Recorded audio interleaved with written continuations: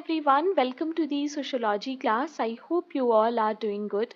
So today is our last class for CUET PG. आज हमारा last class है for CUET PG aspirant because कल ही आपका exam है and now there is no time left to do anything else. अभी कुछ भी time बचा नहीं है तो I would really suggest कि बिल्कुल भी डरो मत. बहुत सारे स्टूडेंट्स क्या करते हैं कि लास्ट के एक दिन पहले वो अपने बुक्स खोल के बैठ जाते हैं, वो नोट्स खोल के बैठ जाते हैं, राइट. सो ये गलती मत करो प्लीज़. इससे सिर्फ और सिर्फ तुम्हें एनजाइटी होगी, स्ट्रेस बढ़ेगा और ऐसा लगेगा जैसे मुझे कुछ भी नहीं आता है. तो इस फीलिंग से अपने आप को बचाओ, ठीक है. ऐसा नहीं सोचो कि मुझे कुछ नहीं आता है. You have to be confident right now. मैं अपने एक्सपीरियंस से तुम लोगों को ये बता सकती हूँ कि किसी भी एग्जाम में, चाहे कोई भी एग्जाम दो, ऑब्जेक्टिव टाइप एग्जाम, वहाँ पर ये मैटर नहीं करता है कि तुम्हें कितना नॉलेज है, बट जो नॉलेज तुम्हें है उसको तुम अप्लाई कैसे कर रहे हो, ठीक है. देखो, ऐसा कभी भी नहीं होगा कि किसी भी एग्जाम में या किसी भी सब्जेक्ट में आप 100% प्रिपेयर कर लें. मैं एक एग्जांपल देती हूँ. जैसे कम्युनलिज्म का टॉपिक है, लेट्स से इसी यूनिट से, है ना, 4 या 6 से. कोई भी एक सोशल प्रॉब्लम उठा लो, डोमेस्टिक वायलेंस उठा लो या फिर चाइल्ड लेबर उठा लो, ठीक है. अब कोई भी सोशल प्रॉब्लम को एक लिमिट तक ही पढ़ा जा सकता है ना. तो ऐसा नहीं है कि तुम चाइल्ड लेबर पे पीएचडी कर लोगे. You cannot do that na for exam. So what you have to do, you have to understand that topic, that meaning, कुछ important points and that's it. उसके बाद जो एग्जाम में क्वेश्चन आएगा उसी नॉलेज से you have to do that question. और वो कैसे होता है? जब हम अपनी नॉलेज को अप्लाई करते हैं, क्वेश्चंस में से जो ऑप्शंस हैं उनको एलिमिनेट करते हैं, then we come to the right option. Okay, this is a practice guys. It doesn't happen in one day. ये एक दिन में नहीं होता है. बहुत सारे स्टूडेंट्स ऐसा सोचते हैं कि मैम के जो एमसीक्यूज हैं बस उन्हें ही रट लो तो एग्जाम क्वालिफाई हो जाएगा. It doesn't happen like that.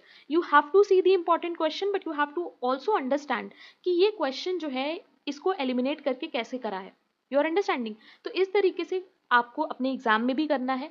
Exam में जितनी नॉलेज है उस पर कॉन्फिडेंट रह के उसको यूज करके you have to do the questions right. Okay, now this tip is for all my students. ऐसा नहीं है कि ऐसे स्टूडेंट्स जिन्होंने रिसेंटली ज्वाइन किया है, जिनका सिलेबस ही नहीं कंप्लीट है, they can not do well in exam. क्योंकि सोशोलॉजी एक ऐसा पेपर है गाइज जहाँ पर कॉमन सेंसिकल नॉलेज भी काम आ जाती है.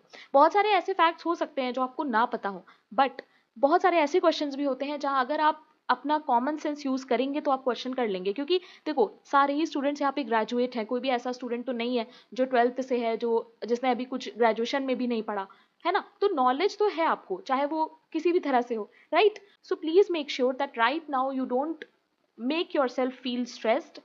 अपने आप को लो कॉन्फिडेंट नहीं करना है इस टाइम पे. Instead you have to tell yourself that you have studied well and now is the time that I can, be confident on myself, my preparation, and I will do well in tomorrow's exam. Okay? Now, start करते हैं आज की class. आज हम लोग important 60 questions जो हैं वो सॉल्व करेंगे. मैं और भी क्वेश्चंस ऐड करना चाहती थी but it is not possible क्योंकि आज ही सुबह से मैंने ये पीडीएफ बनाया है एंड बहुत सारे स्टूडेंट्स हैं जो ट्रैवल कर रहे हैं, जिनको एक सिटी से दूसरी सिटी जाना है, तो मुझे जल्द से जल्द ये क्लास अपलोड करना होगा. That is why I have added only 60 questions today. ठीक है, मेरा टारगेट तो 100 क्वेश्चंस का था बट 100 क्वेश्चंस करने में फिर और डिले हो जाती क्लास. सो 60 क्वेश्चंस हम लोग आज करेंगे. ओके, एंड आई होप कि ये जितने भी क्वेश्चंस हम लोगों ने किए हैं, जितना भी कंटेंट इस चैनल पे है, आपको कल एग्जाम में हेल्प करे. Okay, now I am your educator Bhairavi Bhardwaj. Those of you who don't know me, I teach sociology on this platform. And ये वाला टेलीग्राम आपको ज़रूर से ज्वाइन करना है, ठीक है, चाहे आप किसी भी एग्जाम की प्रिपरेशन कर रहे हैं. नाउ CUET PG का एग्जाम तो कल हो जाएगा, बट अगर आप किसी और एग्जाम की प्रिपरेशन कर रहे हो and you want me to teach for that exam, you can tell me in comment. देखो, मुझे आइडिया नहीं होता है कि कौन सा एग्जाम चल रहा है कौन सा नहीं, तो एक बार प्लीज़ मुझे कमेंट में बता देना. बहुत सारे ऐसे असिस्टेंट प्रोफेसर के एग्जाम्स हैं जो आ रहे हैं, तो जस्ट टेल मी इन दी कमेंट सेक्शन, ओके, कि मैम ये वाला एग्जाम आने वाला है तो इसके लिए पढ़ा दीजिए, वट एवर. ओके, तो स्टार्ट करते हैं. And you guys know the rules. Last में आपको मुझे बताना है कि 60 में से आपके कितने मार्क्स आए. ओके, एंड गाइज लास्ट में मैं आपको थोड़ा एग्जाम से रिलेटेड टिप्स भी दूंगी, so make sure that you watch the last part as well. Okay, now question number 1.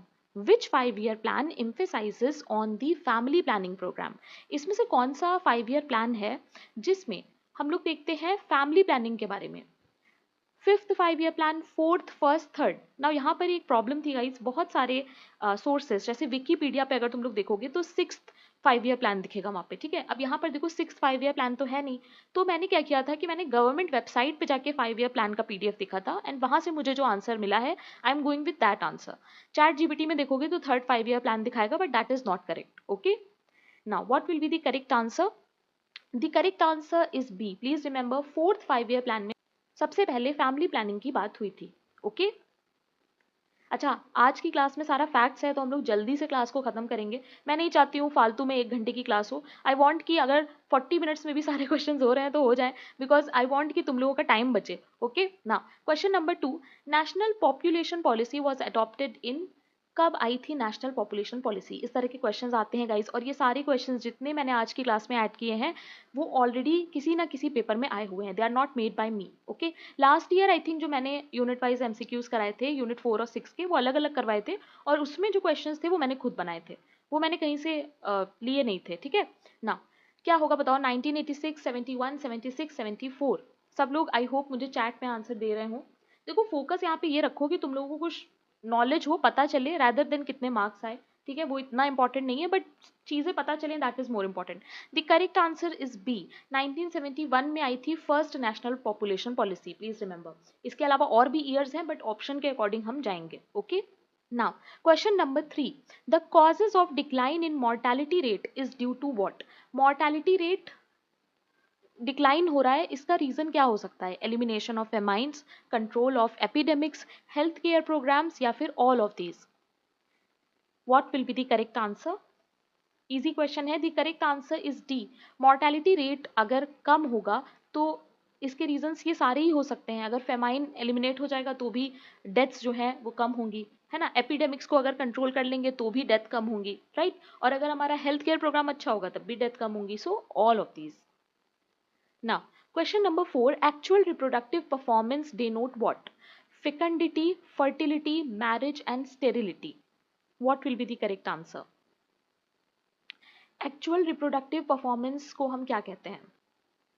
The correct answer is B, guys. Please remember, it is fertility. Okay? और fecundity क्या होता है? Fecundity भी काफी ज्यादा exam में आता है. It is a measure of capacity to reproduce offspring. ठीक है? Not actual but capacity. Please remember this word. Okay? To, okay, ये आता है एग्जाम में. Now, question number 5. Movement within a country into a particular area is called what? अगर हम एक ही country में मूव कर रहे हैं, ठीक है, तो इसे हम क्या कहेंगे? Movement within a country, migration, exodus, in migration, out migration.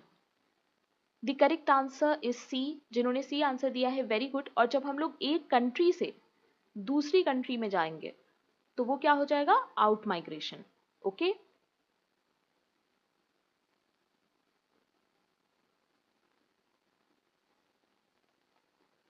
now question number 6, the term sustainable development first appeared in the limits of growth, environmental challenges, our common future, या फिर future lives. इजी क्वेश्चन है guys. The correct answer is C. सबसे important document जो है sustainable development से रिलेटेड, that is our common future. Okay, ना question number 7, the Hindu widow remarriage act of dash legalize the remarriage of Hindus of all caste. कौन से year का है हिंदू विडो रीमैरिज एक्ट? सारे ही हिंदू रिलेटेड जो एक्ट्स हैं गाइस वो सब इंपॉर्टेंट है. Hindu succession, Hindu marriage act, ना यहाँ पर विडो रीमैरिज है. What will be the correct answer? The correct answer is B. Please remember, it is 1856. Okay. Now, question number 8. Dash is the number of death of infant before attaining the age of 1 year. Infant mortality rate, age specific death rate, crude death rate, या फिर cause specific death rate. Number of death of infants before attaining of 1 year age. यानी 1 साल के होने से पहले ही death हो जाना. What will be the correct answer? Easy है. The correct answer is A, that is infant mortality. Okay, now question number 9, the number of daughters born to women of every 1,000 while passing through reproductive stage is what? Net reproduction rate, gross reproduction rate, total fertility rate, या फिर none of the above. ये सारे rate जो है ना guys, they are important. और मैंने बहुत पहले पॉपुलेशन के जितने रेट्स हैं, की टर्म्स हैं, उन पे पीडीएफ शेयर किया था. सो आई होप आप लोगों ने उसको देखा होगा और पढ़ा होगा, स्पेशली जो बैच में है उन्होंने तो शुरू से ही पढ़ लिया होगा. The correct answer is B. Gross reproduction rate is the correct answer. Question number 10. Globalization started with new economic policy in 1990, 1991, 1992 या 1993. So globalization कब start हुआ था? That is the question. The correct answer is B. Please remember guys, it is 1991. Okay. Now, question number 11. The first synchronic all India census was organized in the year 1871, 1875, 1901 या फिर 1951. अब यहाँ पर थोड़ा सा कंफ्यूजन रहता है स्टूडेंट्स को, क्योंकि हर जगह पे तुम लोगों को फर्स्ट सेंसस के जो ईयर हैं वो अलग अलग मिलेंगे. But what will be the correct answer here? The correct answer is A. Please remember it is 1871. अगर 1871 की जगह 72 भी आता है तो भी वो आंसर सही होगा. ठीक है. Now, question number 12. Which of the following use the term civil disobedience for the first time? Civil disobedience को पहली बार किसने यूज किया था? Henry David, Gunnar माइरडाल, Mahatma Gandhi या फिर Jeremy Bentham? What will be the correct answer? The correct answer is A. Please remember guys, Mahatma Gandhi ने इनसे inspire होकर इसको यूज किया था, but first time Henry David ने इसको यूज किया था. ओके, एंड ये क्वेश्चन आया हुआ है. Now, look at question number 13. When was the Protection of Women from Domestic Violence Act 2005 implemented? Guys, please see, implemented है कि ये एक्ट इम्प्लीमेंट कब हुआ. 26 अक्टूबर 2006, 26 अक्टूबर 2005, 20 अक्टूबर 2006 या 20 अक्टूबर 2005? Everyone answer in the chat. The correct answer is A. Please remember this guys, it was implemented in 2006, not in 2005. Okay. Now, question number 14. There are more than dash groups in Indian society officially designated as scheduled tribe. कितने groups की बात की गई है Indian society में scheduled tribes की? What will be the correct answer? There are more than 600. Please remember. Okay. Now, exact number तो मुझे नहीं पता है. Let me check this. So yes, it is showing 705. Okay. Please remember. 705 total दिखा रहा है इसमें. Okay. Now ये I think census 2011 का ही डेटा है. So please remember. Now, question number 15. Assertion है और रीजन है. आज की क्लास में असर्शन रीजनिंग के क्वेश्चन काफ़ी हैं क्योंकि आपके एग्जाम में आ सकते हैं. देखो, the national commission for scheduled caste and scheduled tribe is appointed as per provision of article 338. Because Article 342 empowers the President of India to declare some groups or communities as scheduled tribes on the recommendation of Governor of State of Union Territory. What will be the correct answer? The correct answer is B. So my dog Muffy is barking. I hope you guys are listening this also. The correct answer is B. Why? देखो. Now, both statements are correct guys, but यहाँ पर दोनों में कोई you can say relation नहीं है. There is no relation. क्यों? क्योंकि यहाँ पर बात हो रही है शेड्यूल्ड कास्ट और शेड्यूल्ड ट्राइब की, और यहाँ पर बात हो रही है कि प्रेसिडेंट क्या कर सकते हैं. Right. So both are fine, but ये इसका कोई एक्सप्लेनेशन नहीं है. ठीक है. So the correct answer should be B. Okay. Now, question number 16. Match the following. देखो, community development program, Indira Awas Yojana, MNREGA, IRDP, ये सब इंपॉर्टेंट है, सबके ईयर्स एग्जाम में आते हैं. What will be the correct answer? Now यहाँ पर मनरेगा इज तो very easy, 2005 we all know. So अगर सी का 4 देखा जाए तो देखो एक में ही है. सो इसीलिए मैं कहती हूँ कि अगर एक भी आपको पता है तो आप मैच कर लोगे. ठीक है. IRDP आ जाएगा फिर फर्स्ट के साथ, एंड इंदिरा आवास योजना कई बार आ चुका है guys. The correct answer is 3. Then community development program से भी क्वेश्चन आया है 1952, और देखो ये दूसरे एग्जाम्स में भी आए हुए हैं. That is why they are very very important. और सोशल प्रॉब्लम का जो क्लास था उसमें भी मैंने आप लोगों को ये सब बताया था. Okay. So the correct answer here is D. Now, question number 17 देखो एंड इसको पढ़ के आंसर दो. I want everyone to read this question. आपको बताना है कौन सा स्टेटमेंट ट्रू है इसमें से. Digital divide refers to the gap between individuals, households, businesses, and geographic areas at different socio-economic levels with regard both to their opportunities to access ICT and to their use of the internet for a wide variety. So ये statement तो बिल्कुल सही है, इसमें कोई भी mistake नहीं है. People in third world country are better able to enjoy the benefit of digital revolution. Third statement है कि the developed nations with more resources to invest in and develop ICT infrastructure are reaping enormous benefits from the information age. So the correct answer will be, now those of you who are giving A answer, very good. देखो first and third statement बिल्कुल सही है. जो develop nation है ना वो ICT से बहुत ज़्यादा फायदा ले रहे हैं, बट जो थर्ड वर्ल्ड कंट्रीज हैं वो तो पुअर है, तो वो कैसे बेनिफिट ले पा रहे हैं डिजिटल रेवोल्यूशन का. वहाँ पे तो इंटरनेट हो ही, यही बहुत बड़ी बात है, right. Because third world countries जो है वो डेवलपिंग हैं, पुअर हैं, right. So I think the correct answer should be A, that is 1 and 3. Okay. Now, question number 18. The central government appointed a committee on prevention of corruption in 1962 under the chairmanship of K. Santhanam. ये सब मैंने पढ़ाया है आप लोगों को marathon में. I hope you guys remember. The central government established the Central Vigilance Commission in 1964 based on the recommendation of Santhanam Committee. What will be the correct answer? सब कुछ पढ़ाया है मैंने. यूनिट 6 तो पूरा ही कंप्लीट है. इंडियन सोसाइटी के कुछ पार्ट्स नहीं हुए हैं, बट फीचर्स वगैरह मैंने उसमें भी आपको पढ़ाए थे यूट्यूब पे ही. The correct answer is, it is B guys, please remember. दोनों ही सही है, बट ये इसका सही एक्सप्लेनेशन नहीं है. क्योंकि देखो द सेंट्रल गवर्नमेंट अपॉइंटेड, ये तो ठीक है, एक फैक्ट है. Because central government establish central vigilance, तो ये तो गलत हो जाएगा, है ना. ये कोई रीजन नहीं था इनके चेयरमैनशिप का या फिर अपॉइंटमेंट का, right? So the correct option should be B. Now, question number 19. The Person with Disability Act 1995 was replaced by the Protection of Person with Disability Act 2016, the Protection of Right of Person with Disability Act 2016, Right of Person with Disability 2016, none of the above. इस तरह के questions आते हैं guys, बहुत important है. जैसे planning commission को replace करके क्या आया, ऐसे क्वेश्चंस आते हैं. तो NITI Aayog will be the answer. सो यहाँ पर बताओ क्या होगा. The correct answer is C. जो लोग C आंसर दे रहे हैं, वेरी गुड. प्लीज रिमेंबर 1995 का जो पर्सन विद डिसेबिलिटी एक्ट है उसको रिप्लेस करके जो आया वो है right of person with disability act. Okay. Now question number 20. IGNOAPS stands for what? Indira Gandhi national old adult pension scheme, Indira Gandhi national orphan adult pension, old age pension, या फिर open adult primary schooling. Very important question. The correct answer is C. जो लोग C answer दे रहे हैं, very good. Old age pension scheme है. Okay.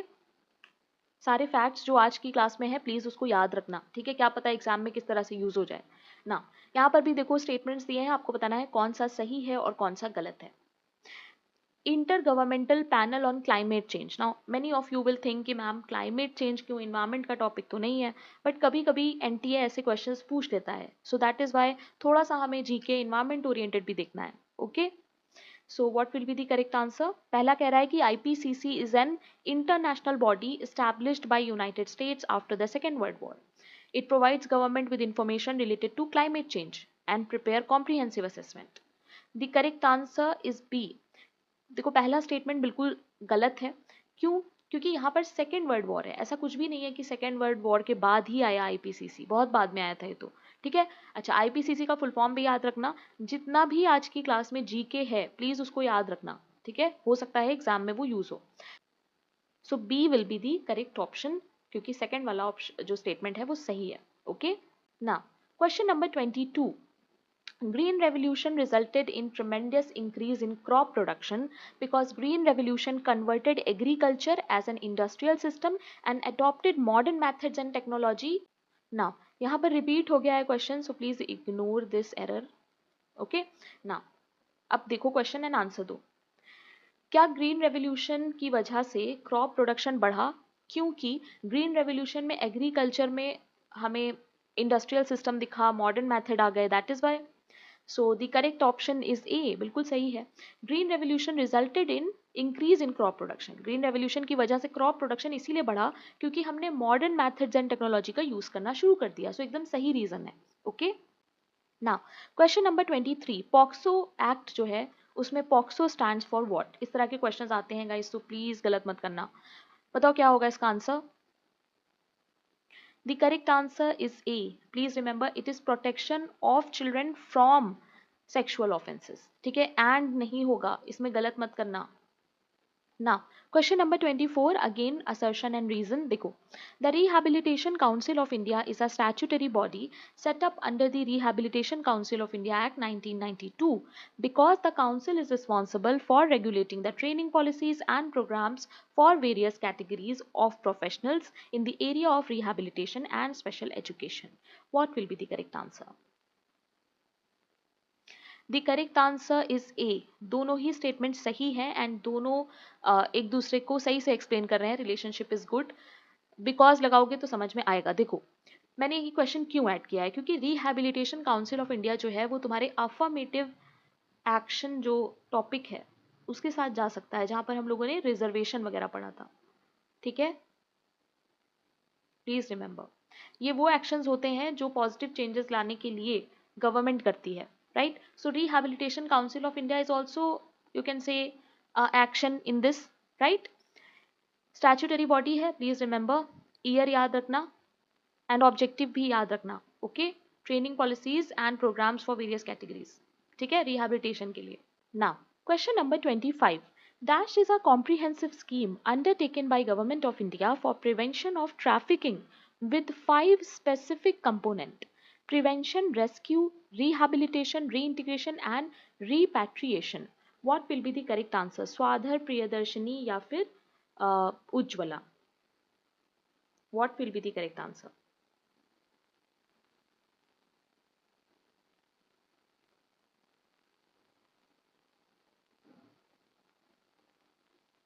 Now this is not Pradhan Mantri Ujjwala Yojana, okay? तो confuse मत होना। The correct answer is C. एक उज्ज्वला योजना जो है वो बात करती है प्रिवेंशन ऑफ ट्रैफिकिंग के बारे में, ओके? सो प्लीज ये चीज ध्यान रखना है। यहाँ पे काफी लोग कंफ्यूज होंगे, इवन मैं भी ये क्वेश्चन देख के बहुत कंफ्यूज हो गई थी, but the correct answer is C. I have check the government official website as well, okay? Now question number 26। कुछ आर्टिकल्स हैं and we have to match them. So article 17, 330, 46, 15, ये सारे बहुत इंपॉर्टेंट है आपके लिए। Article 17 talks about abolition of untouchability, we all know. Article 15 talks about prohibition of discrimination, right? Now ये दो आर्टिकल्स तो बहुत इंपॉर्टेंट है। सो ए का सेकंड देखो किस में है, इन दोनों में है। देन डी का फर्स्ट इन दोनों में है। सो इन दोनों में से ही कोई आपको बताना है कि कौन सा होगा। 330 एंड 46 भी बहुत इंपॉर्टेंट है। So the correct answer will be B. Please remember, article 330 talks about reservation, ये मैंने आपको पढ़ाया था अफर्मेटिव एक्शन में। 46 बात करता है promotion of education and economic interest of SC, ST and other weaker section. Okay guys, please remember. Now question number 27 में मुझसे एक मिस्टेक हुई है गाइस। यहाँ पे मैंने बी और सी ऑप्शंस जो थे उनको सेम कर दिया, so I am very sorry. But यहाँ पर कुछ और ऑप्शन था जो कि एनीवे इनकरेक्ट था। यहाँ पे जो करेक्ट ऑप्शन है वो है डी, तो हमारा राइट ऑप्शन सही है। देखो, क्वेश्चन था कि कौन सी ऐसी स्टेट्स हैं, ठीक है, जिसमें कोई भी शेड्यूल ट्राइब डिक्लेयर नहीं की गई है। So in that the answer was Haryana, Punjab and Puducherry, okay? Please remember. Now question number 28. Arrange the following peasant movements in India in chronology. These are very important peasant movement. Now आपसे तो बहुत ज़्यादा in depth question नहीं आएगा, but at least year तो तुम्हें पता होना ही चाहिए कि कौन सा पहले आया और कौन सा बाद में आया और किसमें क्या था। थोड़ा सा अगर गूगल करोगे तो समझ में आ जाएगी ये चीज़। The correct answer for this is C, ठीक है? चंपारण मूवमेंट की अगर हम बात करें तो ये आया था 1917 में, okay? Next is Telangana movement, that was 1946, okay? Then Mopla movement 1921 and lastly Naxalbari 1967, okay? So इस केस में देखो, अगर तो फर्स्ट पहले आएगा 1917, देन थर्ड यानी Moplah and then 1946 Telangana and last हो जाएगा हमारा नक्सलबाड़ी, ओके? प्लीज ईयर्स याद रखना इन केस कोई क्वेश्चन रिपीट हो जाए। Question number 29. Which article in the Constitution guarantee the protection of interest of minority? इसमें से कौन सा आर्टिकल है जो माइनॉरिटी के प्रोटेक्शन की बात करता है? 27, 28, 29, 30, 31, 32 एंड 33 एंड 34। ये मैंने पढ़ाया है आपको मैराथन में ही, और देखो ऐसे क्वेश्चंस आते हैं। The correct answer is B. Please remember, it is article 29 and 30। Now Question number 30. The non-Brahmin movement assumed the form of self-respect movement under the leadership of Sri Narayan Guru, E.V. Ramaswamy Naikar, ज्योति राव फूले या फिर कुमारानासन. Okay, कुमारानासन. बड़ा ही tough नाम है ये तो. The correct answer is B. Please remember, self respect movement की अगर बात आएगी तो इनका नाम याद रखना. ठीक है, Ramaswamy Naicker. Okay. Question number 31 देखो. सेवा यानी कि self employed women's association, please remember the full form, for organizing women working in informal sector was formed in which state. आपसे स्टेट पूछा है और ईयर भी देखो यहाँ पे मेंशन है. तो काफी जीके एक ही क्वेश्चन से कवर हो गया. और ऐसे क्वेश्चंस आते हैं क्योंकि women, problem of women is in your topic, sorry syllabus, right. So what will be the correct answer? Ahmedabad, Bombay, Madurai या फिर Delhi? The correct answer is A. Please remember guys, it is Ahmedabad. Okay. Now, question number 32. The age-old social institution which referred to inter-caste and inter-family social, economic, political and ritual ties prevalent in Indian village is what? Universalization, parochialization, jajmani system या फिर जमींदारी system? What will be the correct answer? Age-old social institution है जहाँ पर inter-caste, inter-family, ritual ties होते हैं. The correct answer is C. Please remember, it is Jajmani system. Very important topic. Now, question number 33. Belief in Mana has been brought out as an important factor in the origin of caste system by M.N. Srinivas, Nesfield, G.S. Ghure या फिर J.H. Hutton. What will be the correct answer? मन theory या फिर मनिज्म theory जिसको हम लोग कहते हैं, जब हम लोग ओरिजिन ऑफ कास्ट करते हैं. सो क्या होगा इसका आंसर? ये मैंने पढ़ाया है कास्ट की थ्योरीज में. The correct answer is D. Please remember, it is J H Hutton. Okay. Now, question number 34. What did Mackim Marriott call the process of change when indigenous custom, deities, rites spread from local group to larger societal level? Universalization, Sanskritization, diffusion या फिर parochialization? What will be the correct answer? Local group to larger societal level पूछा है. The correct answer is A. Please remember guys, it is universalization. Okay. Now, question number 35. अच्छा, ये question 16 ignore कर देना, जहाँ से लिया है उसी का है. ठीक है. सो क्वेश्चन नंबर 35 में आर्टिकल्स हैं, आपको मैच करना है. इजी क्वेश्चन है और ये सारे आर्टिकल्स इंपॉर्टेंट हैं. जिनको बिल्कुल भी पॉलिटिकल साइंस में इंटरेस्ट नहीं है या एक्ट्स वगैरह जीके में इंटरेस्ट नहीं है, प्लीज इतने आर्टिकल्स तो देख के ही जाना. ठीक है. बताओ क्या होगा इसका correct answer? The correct answer is D. चलो मैच कर लेते हैं. Protection of certain right regarding freedom of speech, इसकी बात किसमें होती है?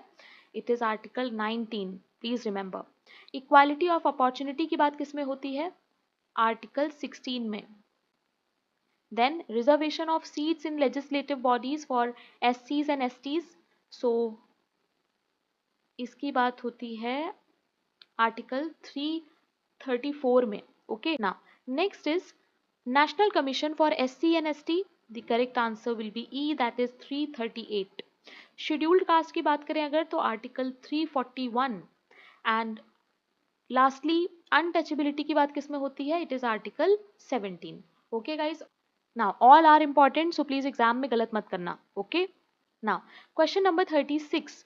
फादर ऑफ इंडियन रेनेसा हम लोग किसको कहते हैं? राजा राम मोहन रॉय, डेविड हेयर, ईश्वर चंद्र विद्यासागर या फिर Rabindranath Tagore? The correct answer is A. Please remember, it is Raja Ram Mohan Roy. Okay. Now question number 37. Who has edited the वॉल्यूनिमस work the people of India?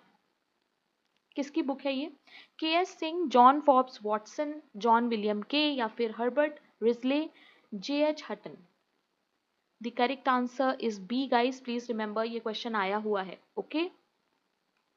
Now question number 38. With whom do you associate the application of concept of great tradition in relation to modernism in India?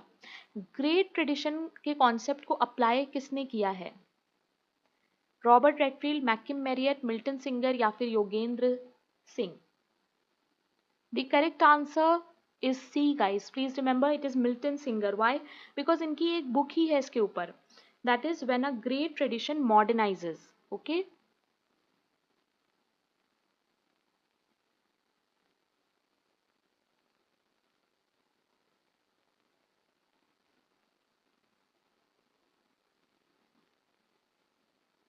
Please remember. This book came in 1972. Okay, please remember.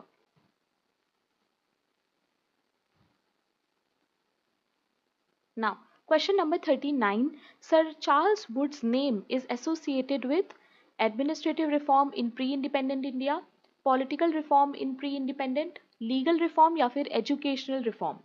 So please remember guys, Sir Charles Woods का जो name है वो educational reform के साथ associated है. याद रखना, education से रिलेटेड जीके भी आ सकता है एग्जाम में. Okay, so that is also important. Now, question number 40, there are two statements. One is assertion and other is reason. Now, देखो, poverty से related question है and it is a social problem, right? देखो, poverty in Indian rural family is due to too much technology introduced in the post-independence period because Indian rural masses are not able to cope with complexities of modern technology due to their illiteracy and traditional ways of life. What will be the correct answer? Now इस तरह के questions जो हैं इसमें आपको हमेशा ध्यान रखना है कि जो रीज़न दिया है क्या वो सोल रीज़न है. क्या पोवर्टी जो है वो सिर्फ टेक्नोलॉजी के इंट्रोडक्शन की वजह से पोवर्टी इंडियन रूरल सोसाइटी में आई थी पोस्ट इंडिपेंडेंस टाइम पे. सो असर्शन जो है वो गलत हो जाएगा क्योंकि सिर्फ यही एक रीज़न नहीं था, बहुत सारे रीज़न थे. पॉपुलेशन एक्सप्लोजन एक रीज़न था, then there were other reasons as well, right, but not only technology. So I think first statement will be wrong क्योंकि टेक्नोलॉजी से कोई मतलब नहीं है पुअर होने का उस टाइम पे. ओके, एंड सेकेंड जो है reason statement, that is Indian rural masses are not able to cope with complexity. So ये बिल्कुल सही चीज़ है. इंडियन रूरल मासेस जो हैं वो कॉम्प्लेक्सिटीज से कोप नहीं कर पाते हैं. ठीक है, वो अपने ट्रेडिशनल वेज ऑफ लाइफ को ही कैरी फॉरवर्ड करते हैं और illiteracy is also a problem. So I think A is false and R is true. So D will be the correct answer. Okay, और इसमें हम लोग ये भी मान सकते हैं कि population explosion was also there, right. Population बहुत ज़्यादा थी. सो सिर्फ टेक्नोलॉजी को कहना, I think this statement is wrong. Okay, now question number 41. Protection of children from sexual offence act 2012 covers the article of constitution of India. कौन सा article cover करता है ये वाला एक्ट 2012? याद रखना, इजी क्वेश्चन है. The correct answer is C. Please remember, article 15 और इसके अलावा article 21 as well. Now you have to tell me कि आर्टिकल 21 क्या कहता है और आर्टिकल 15 क्या कहता है. Okay, now question number 42. Chairman of backward class commission that recommended 27% reservation for OBC. Kaka Saheb Kalelkar, Miller, BP Mandal, none of the above. मैंने आपको पढ़ाया है ये बैकवर्ड क्लास कमीशन के चेयरमैन जिन्होंने 27% रिजर्वेशन की बात की थी. The correct answer is C. Please remember, it is BP Mandal. Okay, now question number 43. In which year Indian workman compensation act was passed. Factory act CUET PG में आ चुका है. What will be the correct answer? The correct answer is A. Please remember, इस तरह के acts exam में आते हैं. Okay, now question number 44. CSWI stands for what? Committee for Social Work in India, Committee on Status of Women in India, Committee for Social Welfare in India, Committee for Welfare of Sex Workers in India. What will be the correct answer? CSWI का full form very important guys. The correct answer is B. Please remember, it is Status of Women in India. Okay, it is related to women. याद रखना, और already तुम्हारे syllabus में women का topic है. Okay, now question number 45. कुछ feminism दिए हुए हैं, types of feminism, and you have to match them with the thinker. Now many of you don't know this question और ये आपके लिए थोड़ा सा टफ भी हो सकता है क्योंकि ये असिस्टेंट प्रोफेसर के पेपर से है. सो देख लेते हैं. देखो, ऑप्शन ए यहाँ पे सही है. ब्लैक फेमिनिज्म के बारे में अबोट बात करती हैं. न्यू फेमिनिज्म के बारे में दिस आर्टोंग. स्ट्रक्चर ऑफ पेट्रियार्की, ये इंपॉर्टेंट हो सकता है. Okay, it is Walby. And post modern feminism के बारे में बात करते हैं Walter. Okay, please remember this. Now question number 46. Which one of the following is incorrect. इसमें से आपको इनकरेक्ट स्टेटमेंट बताना है. Women's movement is an example of new social movement. Chipko movement is an example of peasant movement. Women's movement in India is also one type of autonomous movement and women's movement emphasizes on women's issues. What will be the correct answer? The correct answer is B. Chipko movement एक peasant movement नहीं है, it is an environmental movement. Okay, now Question number 47.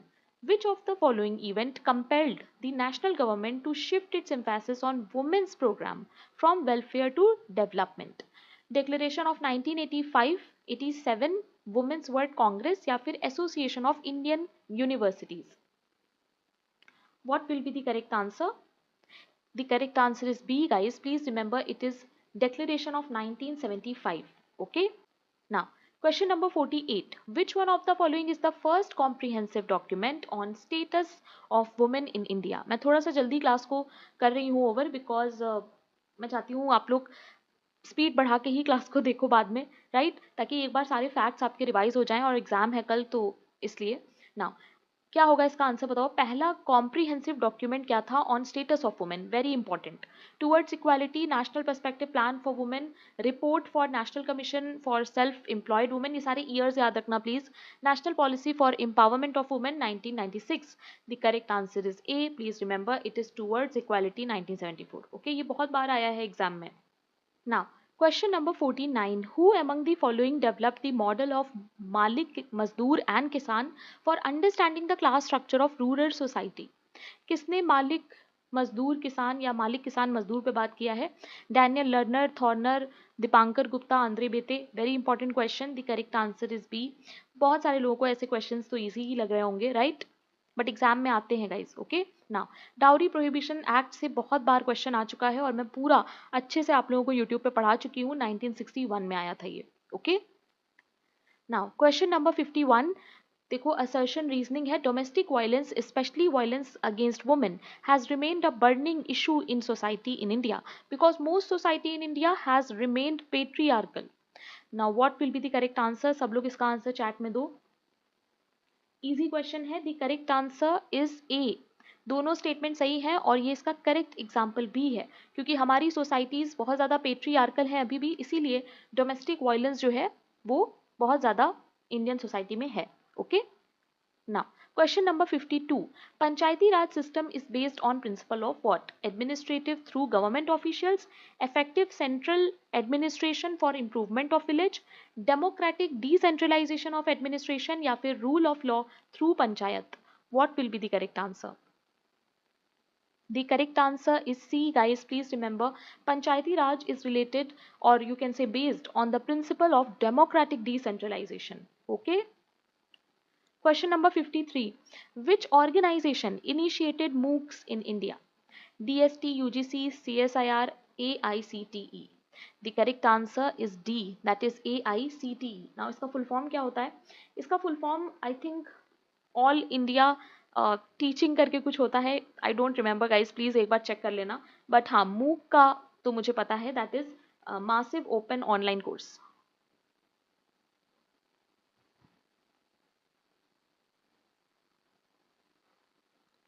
ये question आ चुका है CUET में, ठीक है, आपको ऐसे पूछ लेंगे कि मासिव ऑनलाइन ओपन कोर्स, तो वो गलत हो जाएगा, तो ये चीज़ प्लीज़ याद रखना, पहले ओपन है फिर ऑनलाइन है, ठीक है। और इसके अलावा यहाँ पर एक चीज़ और इम्पॉर्टेंट है, दैट इज स्वयं, ठीक है, which comes under this AICTE। Okay, स्वयं का फुल फॉर्म क्या है? स्वयं का फुल फॉर्म है, if I am not wrong, it's study web of active learning.